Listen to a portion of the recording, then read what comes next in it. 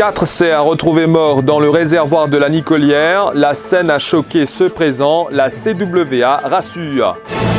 Une Sud-Africaine a été égorgée à Grand-B. Son corps a été découvert cet après-midi. La police lui arrache ses dreadlocks de la tête. Une descente musclée a eu lieu à Petite-Rivière très tôt ce matin. 175 morts après les inondations en Inde, au Bangladesh et au Népal.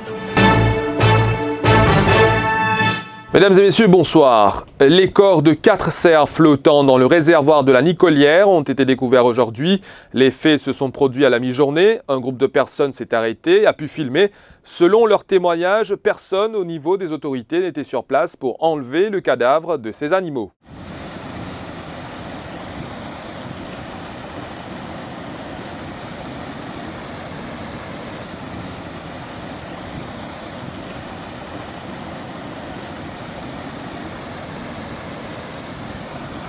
Contactée à ce sujet, la CWA se veut rassurante. L'eau du réservoir de la Nicolière demeure propre à la consommation. Ce réservoir dessert la région nord de l'île. Cette découverte macabre dans un appartement à Grand-B cet après-midi, une Sud-Africaine de 32 ans a été retrouvée égorgée. La police a ouvert une enquête. Une descente musclée de la police à Petite-Rivière ce matin débouche sur une plainte pour brutalité policière. Les proches de Kelly Rana affirment que des policiers lui ont arraché ses dreadlocks de la tête. Une trentaine d'éléments du GIPM, de l'ADSU et de la SSU ont fait cette descente tôt ce matin. La raison, le vol d'une chaîne en or. Mon mari m'avait plaigné, grâce à ce vélo sur la tête, une côte moi, à 4 mois du sport là. Comment je casse la fenêtre, je défonce partout, la fenêtre, la porte. Je ne me présenter aucun papier, non. Mon mari descend en bas.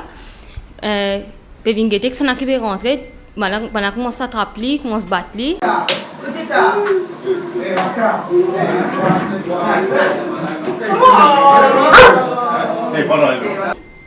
4, ne passe par la fenêtre là-haut.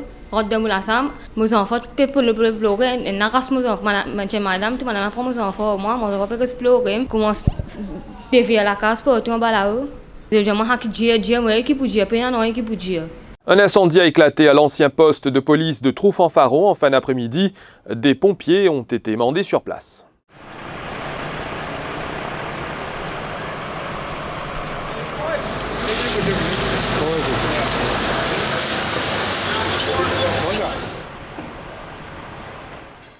Il n'a pas survécu à ses blessures. Gérard Charlot, un habitant de Caen-le-Vieux, âgé de 30 ans, a été admis à l'hôpital Victoria à Candos le 4 août. Il a été passé à tabac par un groupe de personnes en colère à la rue Ollier à 4 bornes. Ces personnes du même quartier ont affirmé qu'il a été surpris alors qu'il essayait de cambrioler une maison. Vishwadev Singh Nepal a été arrêté. Il avait appelé la police pour dire qu'un voleur s'était introduit dans sa maison et que lui-même et d'autres personnes l'avaient maîtrisé et frappé. Il a son rendez-vous pour, comment dire, il y a l'hôpital là-bas, il est là, il a une trompe du monde, il tape sur la tête surtout sur la tête, il tape des kitseuse, il tape sur la tête. Malgré qu'il tombe du monde, je prends l'ossemé, je le mets en dents dans la cour pour faire passe pas une vol. Il tape l'eau sur la tête, l'eau sur la main, l'eau sur les pieds, il y en a beaucoup sur l'eau sur les pieds, l'eau sur le tibia surtout, dans la main ici, il y a tapé, mais priorité puis beaucoup l'eau sur la tête.